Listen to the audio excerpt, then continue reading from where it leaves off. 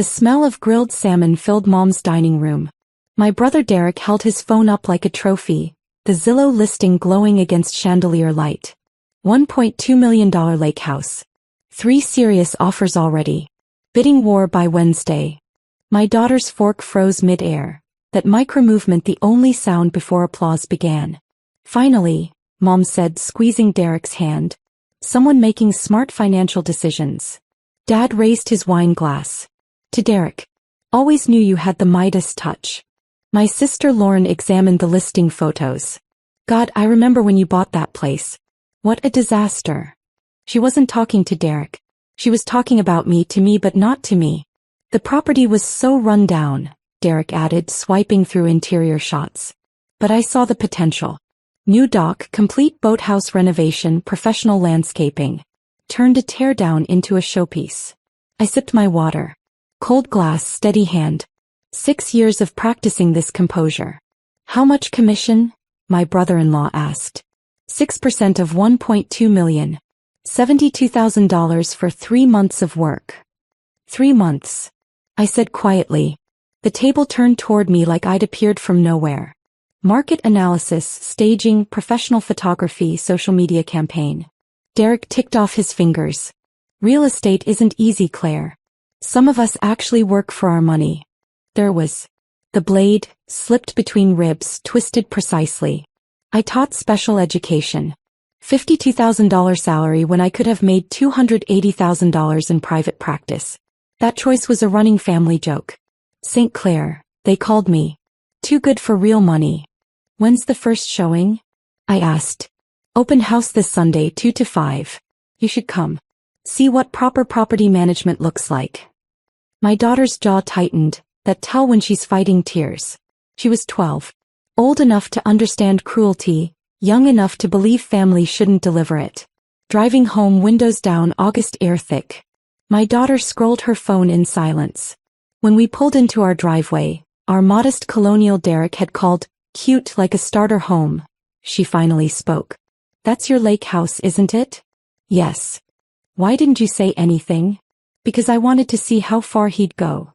I'd spent 20 years feeding coins into the slot machine of my family, convinced the jackpot of genuine love was mathematically inevitable. Psychologists call it intermittent reinforcement, the most addictive pattern in human behavior. Sometimes they were kind. Mom's birthday card 3 years ago said, "You're wonderful." Derek helped me move once, though he complained for months after. Those small moments kept me deposited, kept me believing. The origin moment happened 4 months earlier at my daughter's spring concert. She'd been selected for a violin solo. First chair, 7th grade, playing Vivaldi. I'd sent 3 reminders to the family group chat. Would love to see you there. They didn't come. But I watched my daughter play, her face serious with concentration, her bow moving with precision earned through 2 years of daily practice. The applause was genuine, filling the auditorium with appreciation. She found me afterward, still holding her violin. They didn't come. No. But Aunt Lauren came to Connor's baseball game last week. Connor had been benched the entire game. Lauren posted 17 photos. That night I opened my filing cabinet. Inside were folders I'd been organizing for 6 years, since Derek called me financially illiterate, at Mom's retirement party while I'd been secretly paying her health insurance at $1,400 monthly. Property deeds. 12 of them. The lake house. Downtown loft. Beachfront condo. Mountain cabin. 2 commercial buildings. 6 residential rentals generating $11,200 monthly income. I'd built an empire so quietly my family had convinced themselves, and almost me, that I'd built nothing at all. That night after Derek's announcement I created a spreadsheet. The ghost ledger, emotional costs. Mom's 60th birthday. I paid $8,400 for venue and catering. Derek accepted thanks for 3 hours. Mom hugged him twice. Never hugged me. Cost. Unrecoverable. Dad's medical scare. I took 2 weeks unpaid leave, $4,000 loss. Dad thanked Lauren for being there, after her one afternoon visit. Cost. Unrecoverable. Derek's license celebration. I paid for dinner, $2,100. He toasted his success without mentioning my $15,000 loan for exam prep. Cost. Never acknowledged. Lauren's promotion. 40 minutes of family discussion. My promotion to department head. That's nice. Cost. The exact weight of dismissal. Every emergency call. Average $3,000 per crisis, 9 crises, 6 years, $27,000. My emergencies never qualified. When my car died, Mom said, well, that's what happens with old cars. Cost. One-way street clearly marked. 47 entries total. Each one a small theft. Not of money but of recognition, dignity, basic acknowledgement that I existed as something other than supporting character in their narratives. Total emotional debt. Incalculable. Recovery timeline. Impossible. Recommended action. Stop lending to bankrupt accounts. Monday morning I called my real estate attorney. Margaret, my brother listed my lake house for sale without my consent. Her voice sharpened. He forged your signature? The property is solely in my name. He has no legal claim. I spent 2 hours organizing evidence. Original deed purchased 8 years ago for $340,000. Renovation receipts totaling $180,000. New dock $45,000. Boathouse $62,000. Landscaping $38,000. Interior updates $35,000. All from my accounts. Property tax payments all mine. Insurance policy my name only. Recent appraisal. $1,240,000 current value. Margaret called back within 3 hours. Claire, he's created listing paperwork claiming power of attorney. Multiple forged documents. Transfer deed, seller's disclosure, fabricated purchase history showing he bought from you 3 years ago. How is that possible? He's a licensed realtor. Access to forms, knows the process. He's betting you won't find out until after closing. Buyers would get title insurance, discover fraud, sue him, but by then he'd have spent the money. Next steps. I'm contacting the county recorder immediately. They'll investigate. We'll file a police report. This is criminal fraud. I'll notify the State Real Estate Commission. I'll have someone from county recorder at his open house Sunday. Let him dig his hole deeper. That night I took my daughter to the lake house. We stood on the dock at sunset, orange light painting water. Loons called across the surface. You built all this? She asked. Piece by piece. And Uncle Derek thinks it's his? Uncle Derek convinced himself people like me don't build things like this. Are you going to let him sell it? No. I'm going to let him try. Then I'm going to let the system work. Sunday arrived perfect. 72 degrees, clear skies. I parked 3 houses down at 2:47 p.m. Derek's open house signs lined the street. Margaret sat beside me, legal folder on her lap. Assistant recorder James Walsh arrives at 3:15, after Derek pitches to serious buyers. And police. On standby. Walsh determines immediate arrest versus warrant. At 3:14 a silver Honda Accord pulled up.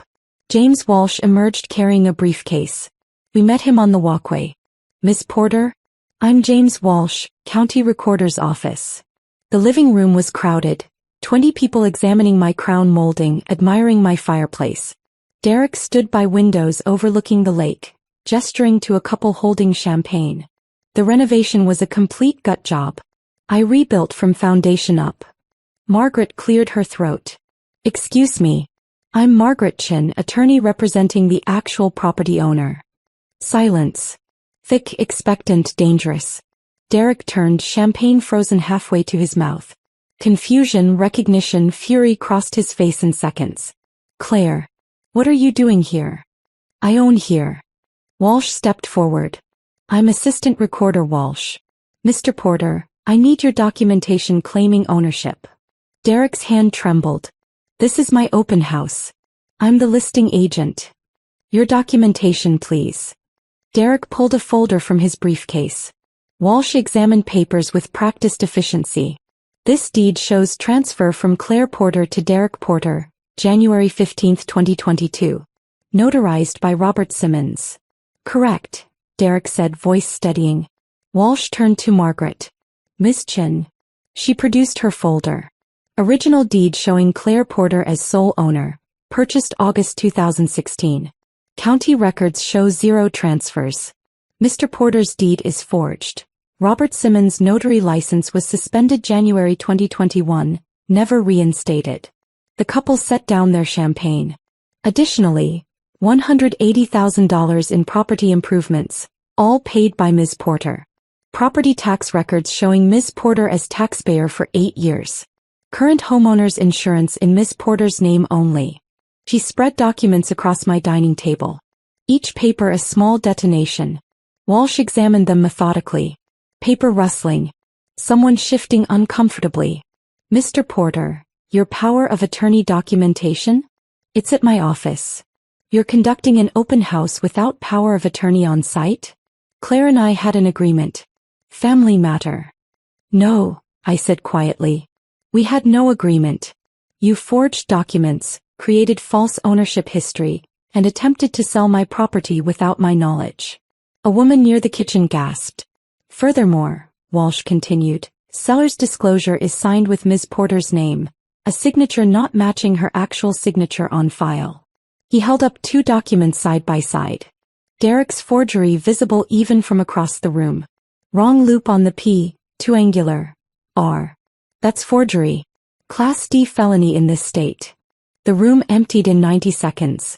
Serious buyers with serious money recognized serious liability. Derek stood alone, listing folder clutched in both hands. I'm calling the State Real Estate Commission immediately, Walsh said. Your license will be suspended pending investigation. I'm also contacting the district attorney to file criminal charges. This is insane. Claire, tell them it's a misunderstanding. It's not a misunderstanding. It's fraud. Walsh made 2 phone calls in my living room. I watched Derek's face. Forgery, fraud, criminal charges, license suspension. My phone buzzed. Family group chat exploding. Mom, what's happening? Derek said you ruined his open house? Lauren, Claire, what did you do? I silenced it. Miss Porter, I need you to file a formal police report, Walsh said. Contact every buyer who submitted offers to inform them the listing was fraudulent. I'll handle buyer notifications, Margaret said. Claire, let's file that report. Derek was calling Mom, voice rising. She's trying to get me arrested. Yes, at the lake house, our lake house. Walsh turned to him. Mr. Porter, contact an attorney before making further statements. We left him there, surrounded by signs pointing to property that was never his. The police report took 2 hours. Detective Morrison's pen moved steadily as I recounted the timeline. The DA will review this case. Given the dollar amount, over $1 million attempted fraudulent sale, and forged documents, this is likely felony charges. If convicted, your brother faces 2 to 7 years in prison. I understand. Are you prepared for your family's reaction? I thought about the ghost ledger. 47 entries. 20 years of feeding coins into a machine that never paid out. Yes. By Monday morning, consequences cascaded. State Real Estate Commission suspended Derek's license. Email, 8:42 a.m. His brokerage terminated employment. Liability too high. Text, 10:15 a.m. 3 buyers threatened lawsuits for misrepresentation. Demand letters by noon. County recorder flagged Derek statewide as high risk for fraud. Margaret discovered Derek had attempted similar schemes with 2 other properties. Preliminary forgeries in his office files. 2 fraud counts became 4. The notary whose suspended license Derek used came forward. He'd paid her $2,000. She cooperated with prosecutors for reduced charges. Derek's wife filed legal separation. Her attorney protecting her assets from lawsuits. Bail hearing. Day requested $50,000 based on flight risk and severity. Judge agreed. Derek couldn't make it. 6 days in county jail before Mom and Dad mortgaged their house. Mom's group chat message. How could you do this to your brother? He made a mistake. You're destroying our family. I typed carefully. He forged my signature. He committed fraud. He tried to steal my property. The consequences are his own. Lauren called directly. You have money to drop charges. Why are you doing this? Because he didn't make a mistake. He made dozens of calculated decisions over 3 months. Each one a choice. He's family. So am I. But that hasn't mattered for 20 years. She hung up. Investigation revealed Derek's financial records. $240,000 credit card debt, $180,000 boat loan, $95,000 personal loans. He told his wife he had a big deal closing that would solve their debt problems. He'd planned to steal my property to cover his lifestyle collapse. 3 weeks after arrest, my parents appeared at my door. Tuesday evening. I was helping my daughter with algebra. They sat on my couch looking older. Dad's shoulders hunched. Mom's hands twisted tissue. Legal fees are destroying us, Mom said. Derek's attorney wants $45,000 up front. We've paid bail. I'm sorry that's happening. Drop the charges, Dad said. The district attorney pressed charges. Fraud is criminal once discovered. You could talk to them. Say it was a misunderstanding. It wasn't. He forged multiple documents over 3 months to steal and sell my property. Mom's voice rose. He's your brother. Family forgives. Family doesn't forge your signature. Family doesn't steal your property. Family doesn't treat you like you're invisible for 20 years unless they need something. That's not true, Mom protested. I opened my laptop, turned the ghost ledger toward them. Read it. They read in silence. Some entries they didn't remember. Some they tried to justify. Some they couldn't deny. When they finished, Mom was crying. We didn't realize. Yes, you did. You just didn't care. You cared more about the narrative. Successful Derek, responsible Lauren, struggling Claire. It was easier to believe that story than see what was actually happening. We love you, Dad said. Maybe you do. But you've never liked me. There's a difference. They left without the answer they came for. 4 months later, Derek pleaded guilty to 3 counts of fraud, 1 count of forgery. Sentencing: 3 years in prison, parole possible after 18 months. 5 years probation, $180,000 restitution for my legal fees, permanent license revocation. The courtroom was nearly empty. Mom, Dad, and Lauren sat behind Derek. My daughter sat beside me holding my hand. The judge asked if I had a victim impact statement. I spent 20 years trying to earn my family's respect. I taught special education while building a real estate portfolio.